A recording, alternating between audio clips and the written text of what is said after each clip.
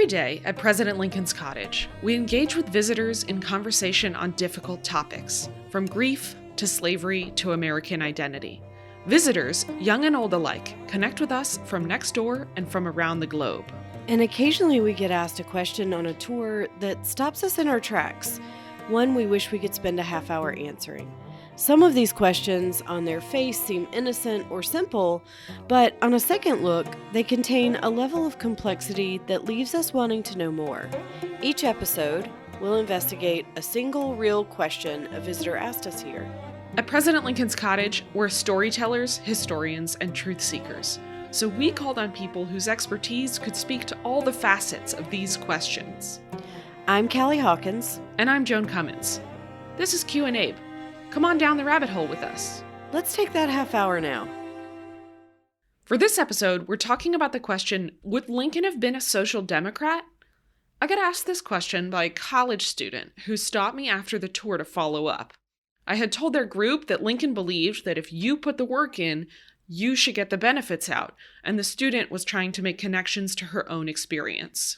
If you've heard of social democrats, you've probably encountered the term used to describe contemporary politicians like Bernie Sanders and Alexandria Ocasio-Cortez. Both of those folks are members of the Democratic Party, but there's also a much smaller political party called the Democratic Socialists of America. Their platform includes the Green New Deal and Medicare for All, as well as support for public housing, infrastructure, and decarceration. If anyone had asked Lincoln himself about being a social democrat, what might he have said?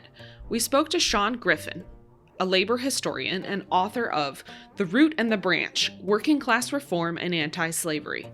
What terminology was in the air in Lincoln's time? The term socialism or social democracy did exist. As far as socialism was not necessarily in the form that was sort of later theorized and popularized by Marx and his followers. There was a sort of a small circle of mostly German-speaking workers. But outside of that, we're really sort of talking about a pre-Marxian kind of socialism with, origins coming out of the French Revolution and English social thinkers like Robert Owen and William Gray, and even going back to the English Civil War. Contemporaries in the 19th century, in the early 19th century, used terms like agrarian, which we think of as referring to an agricultural or rural-based society, but 19th century people used it to mean a sense of property redistribution. Not necessarily what they termed leveling, right? Abolition of private property or complete equality of property, but the idea that what they termed a rough equality of wealth and property, especially property and land, was essential to the functioning of a republic. That idea enjoyed a pretty broad consensus. So, from Sean's point of view, calling Lincoln a social democrat would be a stretch. Now, I have some folks in my own life for whom socialism is a boogeyman, something that represents everything wrong and scary about the world. So I asked our next guest, friend of the show and renowned Lincoln scholar Harold Holzer, where he thinks this fear might come from. That's a really good question. My impression was always that, it started as a campaign in the Gilded Age to suppress union organizing, but it found a useful straw man during World War I when organized socialism was anti-war. They were violent, but they were anti-war. So there was an image of socialism as a violent uprising kind of a thing, rather than a movement for working people, because obviously working people have dominated the population forever. As Lincoln said, God must have loved common-looking people because he made so many of them. So that lingered for a long time, socialism and violent upheaval. The astonishing thing is how the social structure, the social safety net, has been built up over the generations, over the last 90 years, that people don't quite understand how the state has extended people's lives, protected their health, and done all sorts of things that we take for granted. People have embraced the tenets of democratic socialism without ever embracing the name. And that's been a workaround that's been very brilliantly done by progressive politicians. Would similar fears have been around in the 1800s? Here's what Sean said. Yeah, very much. I mean, the term agrarian does become kind of a buzzword, and it's as used as kind of a scare word. Another one a little bit later, particularly in the 1850s, I think the term comes out of the 1848 revolutions in Europe, but the term is red Republican, small r Republican, sort of alluding to the association of early socialism and republicanism in Europe. And, slaveholding politicians are among the ones who deploy that term and sort of express a lot of alarm and fear. There's this group, the National Reform Association, that calls for, on one hand, they want the freedom of the public lands. They want the government to give away tracts of land in 160-acre plots for free. On the other hand, they want to limit the size of land holdings and make them inalienable from seizure for debt and other things like that. And they sort of, on one hand, they get denounced as agrarians, but on the other hand, some of those ideas get mainstreamed over time. People like William H. Seward, who's a Whig politician in New York, is sympathetic to these ideas. The New York legislature passes alienability laws and so forth. And then the biggest outcome of all is the Homestead Act in 1862, which there's an argument that it was directly inspired by the working class land reformers of the 1840s and 50s. But as the slavery issue heats up in late 1840s and 1850s, it kind of becomes intertwined with the slavery issue. Abolitionists like Gerrit Smith adopt land reform because they think it's going to be an anti-slavery measure. If you break up the land monopoly and give away the Western lands and 160-acre homesteads to individual working men and their families, then there will be no way for slave-owning planters to spread out with their slave plantations. And so you start to get pushback. In fact, a lot of the Southern slaveholding politicians really turned against land reform. The Homestead Act is one of Lincoln's biggest legacies in terms of its impact on the economy and demographics of the United States. Communities across the Midwest can trace their roots to its land distribution. Sean said that in the 19th century, land and politics intertwined in ways that are less common today. Land is kind of the most common form of wealth in the United States in the 19th century, and it's something that everybody wants to get their hands on. But nonetheless, land remains key to, being seen as independent. I mean, you can't be truly independent unless you have access to land or some other form of productive property. And this harkens back to the sort of Jeffersonian yeoman ideal of the landed independent farmer being the ideal Republican citizen. So it's sort of an idea that only people who have land participate in the government. So if we want more people to participate in the government, more people have to be involved in owning the land. Yes, but there's also the idea that, large concentrations of property or wealth, and particularly property and land, are detrimental to the healthy functioning of a republic. My sense of contemporary socialist adjacent movements is that they're still interested in distributing more evenly the resources people need to be independent, but that the focus has moved away from land and farming. There's more of an emphasis now on healthcare, housing, and employment options. All of today's social democrats, and really any political theorist more broadly, are in conversation with the work of Karl Marx, whose ideas had an enormous impact on socialism in the 20th century. But would Lincoln's thinking have had anything to do with Marx? Marx was alive during this period and, even corresponded with the Lincoln administration during the Civil War. But before the war, he was not really widely known in the U.S. I don't think that's necessarily the case with Lincoln personally. He's not in close contact with Karl Marx. Marx is just addressing a letter on behalf of the working men of London or of Great Britain. I don't think he read Marx, but I think he might have known that Marx read him. I didn't even know if he knew he was German. He probably just thought he was an English socialist since he was basically based in Britain. But Lincoln assiduously read the New York Tribune, and Marx contributed to the New York Tribune. And Lincoln loved his own publicity. Lincoln clipped out, he did his own clipping. There are lots of clippings in the Lincoln papers that either arrive with letters or Lincoln saves himself. So and we all know that when he was assassinated, he had some of those clips in his wallet praising him. So Karl Marx wrote a lavishly praiseworthy story about the Emancipation Proclamation, hailing it and giving the best explanation of the period of why the prose may be drab. Richard Hofstadter famously criticized it and said it has all the moral grandeur of a bill of lading. And Marx got it right. He said Lincoln is a brilliant lawyer politician. When he's doing something small, he speaks in grand terms. When he's doing something momentous and gigantic, he writes it in small ways so that the act has the grandeur instead of the words, the legal act. But he really got it, why the proclamation had to be legalistic rather than eloquent. And I'm sure that's a clip Lincoln saw. Since you usually learn about them in completely different history classes in U.S. schools, I don't know that most folks would automatically think of Lincoln and Marx as contemporaries. I also think many people think of communist, Marxist, and socialist as all the same kind of thing.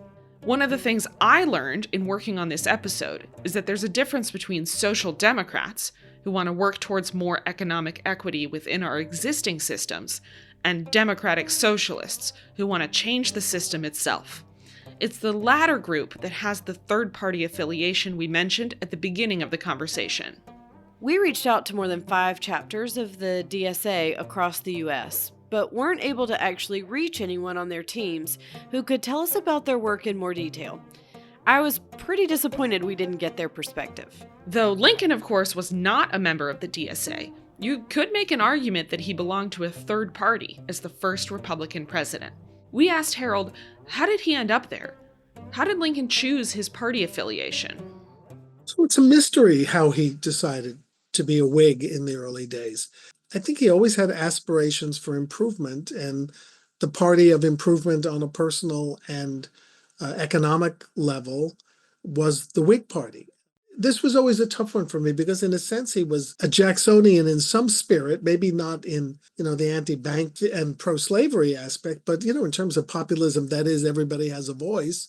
He was kind of a small p populist, but he went for opportunity, and opportunity came through investment, and investment was the calling card of the Whigs. In 1855, he writes to his best friend in Louisville, I'm not a know-nothing, meaning I'm not a nativist, anti-immigrant guy. I suppose I'm a Whig, but I'm not sure there are any more Whigs. So Lincoln gets in on the ground floor of a new movement, which is basically an American anti-slavery expansion party. But as a great political organizer, because he believes in casting a wide net, and he works to bring in Democrats who had turned against slavery expansion, Whigs who had nowhere else to go but believed in infrastructure and other aspects of the party that could be sustained, even nativists. Lincoln wanted nativists to join the Republican Party, and he was just going to kind of quiet over their fears. And certainly he wanted new Americans. He wanted Germans who were anti-slavery. He wanted immigrants. He believed in the rule that you only had to be in this country 5 years before getting your citizenship papers and the right to vote. And he believed in open borders. There were no restrictions or constraints in that period. So here he's building a party from scratch. And his ideal party is one that's committed to free labor. What did that mean when people talked about free labor? Sean said it's another piece of terminology with some complications. The ideology is evolving, the legal sort of understandings of what free labor was were still evolving as we're kind of moving out of an older system based on paternalistic relationships, things like apprenticeship and indentured servitude, even slavery, and into a system which, as it's becoming defined, again, the sort of mainstream or consensus definition, means the freedom to compete for wages in a marketplace for labor. And it's governed by contracts between laborers and employers. This is kind of the classical liberal definition or understanding. And that I think is what Lincoln and the Republicans meant by it. Although Lincoln is also a little more sympathetic to the rights of labor. Probably the clearest example of this that everybody cites is in his address to the Wisconsin State Agricultural Society, when, on one hand, he makes the point that you just made, well, if anyone fails to sort of rise up out of the system, it's their own fault. But on the other hand, he says that capital is dependent on labor, and whether you interpret that as workers themselves or just labor as a commodity is what's really valuable, what's really important. So in that sense, he's sort of echoing what many labor reformers and working class folks see as the value of their own labor. Harold confirmed that this point of view was consistent across Lincoln's political career. I had wanted to make sure that what I told the student about Lincoln's beliefs on labor was correct. It is true, and it was consistently true, that Lincoln believed that labor had the superior position over capital. He said it when he was a congressman. He was complaining that working people did all the labor and owners and money took all the fruit of the labor, or too much of the fruit of the labor. That's 1847 when he's in Washington, D.C. as a lowly one-term freshman member of Congress. And during the Lincoln-Douglas debates, 9 years later, he was the Lincoln-Douglas debates are not the greatest examples of political oratory for all of their great reputation. They're argumentative, they're petty. But in the last debate in Alton, Illinois, Lincoln's final words kind of summed up what he thought forced labor was, and he likened it to the exercise in this country of the divine right of kings. It was no better than royal control of human lives and human existence. So he condemned it even then. And then, even though he lost, he used the idea of the superiority of free labor in speeches across the West in 1859 to talk about labor having the superior position and comparing free labor and free opportunity to slavery, and obviously forced labor versus free labor. So Lincoln had two observations that he made for these first 10, 12 years of his national political life. One is that labor was superior to capital. He would say it soon enough directly. And the other, that obviously opportunity was superior to slavery. I don't know if that puts him in a category of 21st century political philosophy, but it put him pretty firmly on the side of working people in the 1850s. There's a widely held understanding that Lincoln's belief in the importance of receiving the rewards of your own work, and maybe even his opposition to slavery, stemmed from the period of his life where he did various work in Illinois, but his father Thomas received the money. How much of his stance came from this conflict with his dad? I'm not entirely sure that Abraham Lincoln felt particularly enslaved by this long traditional routine where if a boy couldn't work at home, that he could work and the pay could be collected by the adult until he reached his majority. Otherwise, why would Lincoln have stayed with his father for a year longer than his 21st birthday to help him do labor, to build a cabin for him in Illinois? I think it's much more complicated than that. I think if that's a story Lincoln told, and I don't doubt that he did, he was having fun with it, and he loved to use examples from his life to illustrate his political beliefs. I don't really think he felt enslaved. I don't think Lincoln really liked physical labor. And while he saw it as the cornerstone of building opportunity for yourself, everybody has to start somewhere and work really hard to get where he wants to go. And I'm using the male pronoun intentionally because Lincoln didn't think that this applied to women at the time. Even though he said all that, he didn't like farm work. He didn't love flatboating. He didn't love rail splitting. And two things have been ironic to me. One is that he built himself up to such a strong guy by doing the work he hated. But B, he made that kind of hard work a cornerstone of his political philosophy when he would much rather have been reading every second of his life. Harold also connected Lincoln's principles on labor to how the president thought about the meaning of the Civil War. It was about elevating the condition of men, lifting the artificial weights from all shoulders, and giving all people an equal chance and an unfettered start in the race of life. He loves to use triplets in his writing: of the people, by the people, for the people. We cannot dedicate, we cannot consecrate, we cannot hallow this ground. In terms of his views on opportunity, I think that triplet from the July 4th message: lift the weights from all, give everyone the fair chance in the race of life, elevate the condition of men. It's not as succinct, it's not as pithy, but it's just as important to him in terms of charting the course of opportunity. That's what the war was about. It wasn't an abstract thing about you attack my fort, you want to spread slavery. Slavery was the antithesis of opportunity, and he was all about clearing the path of laudable pursuit. That's what he said. Today's worker becomes tomorrow's owner, and the day after that, he can hire other people to work. And then they work, and then they own, and then they hire. That was his view of the American system. Whether ever would have spread to the social safety net, I mean, I think Lincoln would have adapted. The idea of organized labor might have been a little dicey in the 1840s. But if we're talking about the democratic socialist belief in government investment to create more access and what we then call public works, Lincoln called internal improvements, Biden called infrastructure, Lincoln was all in on that. But it was mostly about opportunity. If you've been on a tour of the cottage, you may remember that we end with a quote from Lincoln that expresses this sentiment. Quote, "I happen temporarily to occupy this big white house. I am a living witness that any one of your children may look to come here as my father's child has.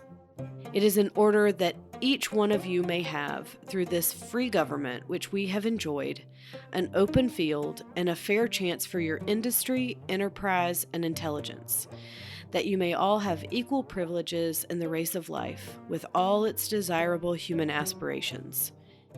It is for this that the struggle should be maintained. The nation is worth fighting for, to secure such an inestimable jewel." It's one of my favorite examples of his vision for the country's future. Some of the limitations of the 1800s thinking on this issue appeared when we asked Sean how the terms free labor and wage labor were connected. They view free labor as wage labor, competing for wages in a marketplace governed by contract. On the other hand, Lincoln, again, in the Wisconsin address, seems to be of the belief that wage labor for most people is just a temporary status, right, on the road to becoming independent.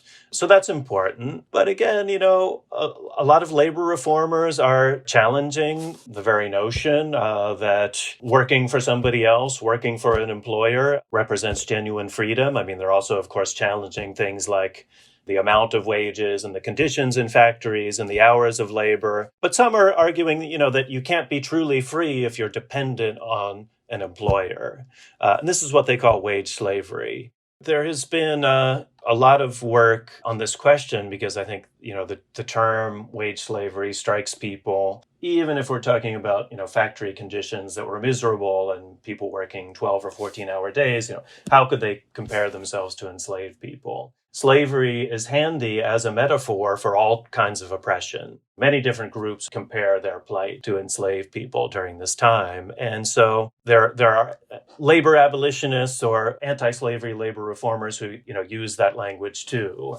It becomes problematic, however, I think some of those, even those who are genuinely abolitionist or genuinely anti-slavery, sometimes there's a sense that even though they want to see the abolition of chattel slavery, they're prioritizing the oppression of, wage laborers and people like them. They're prioritizing the needs of, as David Wilmot put it in the Wilmot Proviso, free white labor. Even Southern enslavers would have described themselves as very committed to democracy, but only democracy for them and not for others. There's this phrase, the white man's democracy, which I think, in fairness, is not limited to the South or not limited to Southern slaveholders. It's used as a metaphor for sort of Jacksonian democracy. As property qualifications and other restrictions are stripped away and white men gain the franchise, sometimes their barriers to African Americans or other minorities voting are raised. And the famous example of this is in New York State. In 1821, there's a new constitution, and the property qualification for white men is stripped away, but it's raised to, I think, $200 for free black men. So that's kind of a classic example of the white man's democracy in action.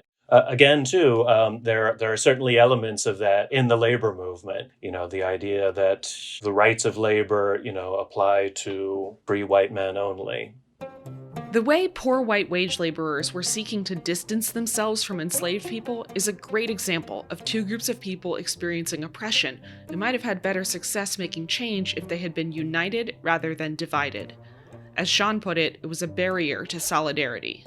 Harold told us about the limits on the way Lincoln himself was thinking about opportunity. A heads up that this excerpt includes a historical term that's now a racial slur. He was not particularly sympathetic to Asian immigration. He eventually signed a bill that had a horrible title to it. It was the Cooley Act of 1862. And Lincoln later said he signed it because he thought allowing Chinese laborers to move freely into the West Coast was akin to reigniting the slave trade. It wasn't racial, but it was. And he had absolutely no sympathy to Native Americans. And whether that comes from growing up as a white kid in the West or serving his only military experience in a war against Native peoples or knowing very little of his family history on either side of his family, except that his grandfather, whose name was also Abraham Lincoln, was killed by Indians. And that was deep in his consciousness. Lincoln repeated several times that that's the one story he knew about his ancestry. So there were limits. It's outside our scope for today, but there are many examples in American history of racial divisions hampering economic equality for all. It shows up in the early history of unionization, for example. Some of that early history includes mine workers, maybe the Triangle Shirtwaist Factory that you've heard of, but I don't know that a lot of folks would think of those as the same category as abolitionists. Is anti-slavery work labor activism? I mean, there was some form of labor rights activism in the mid-19th century, and I think Lincoln identified with it. Here's another example that I just thought about. Everybody has the right to strike. Lincoln said that in New Haven in 1860. The area around New Haven had been gripped by a shoe factory strike that was triggered by unsafe conditions in these factories. And Lincoln said, well, he believes in the right to strike. So he was a labor activist in the year he was campaigning for the presidency. And that was not exactly a safe political place to be because the idea of organized labor frightened a lot of people, especially the old Whig part of his constituency in the new Republican Party. I hadn't thought of that. So the right to strike was part of his ethos even in the year he ran for president. As you most likely already know, Lincoln worked on the Emancipation Proclamation while in residence here at the Cottage. While I think his careful, meticulous political work on it is quieter in tone than a strike, its impact on labor circumstances was nevertheless dramatic. Here's our colleague Haley, who is president of our UAW Local 863, on how the history of this place influenced our own unionization here. Our first contract went into effect in January of this year. In a historical sense, the Cottage is a natural place for a union. Slavery was and is a labor issue in addition to being deeply rooted in racism, capitalism, and colonialism. We see this reality echoed across the history of the civil rights movement with leaders like Martin Luther King Jr. asserting that economic equality is inseparable from racial equality, right through to today with modern slavery and human trafficking. Now, Lincoln's views on slavery as an economic, moral, and political issue, and especially as a labor issue, were changing up to the moment of his death. In his first inaugural address, he said of enslaved people who attempted to self-emancipate that they, quote, shall be delivered upon claim of the party to whom such service or labor may be due. So they should be returned to their owners, to whom they presumably owe their labor. By his second inaugural address, Lincoln's views had shifted, and he said of slavery that, quote, it may seem strange that any men should dare to ask a just God's assistance in wringing their bread from the sweat of other men's faces. For whatever moral value he did or didn't ascribe to the institution of slavery, and despite how that value changed over time, Lincoln always saw slavery through the lens of work, and particularly fair compensation for work. This was true, too, when he was drafting the Emancipation Proclamation here at the Cottage. Every word of that document was carefully, painstakingly chosen to have the precise impact that Lincoln wanted it to have. So it's telling that in addressing the enslaved people whose freedom the document recognized, he advised, quote, that in all cases when allowed, they labor faithfully for reasonable wages.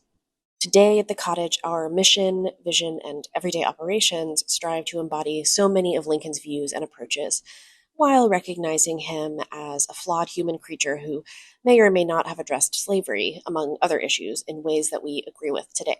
One thing Lincoln was particularly good at was recognizing when he had more to learn and acknowledging when change had to come, personally and collectively, to improve conditions for everyone.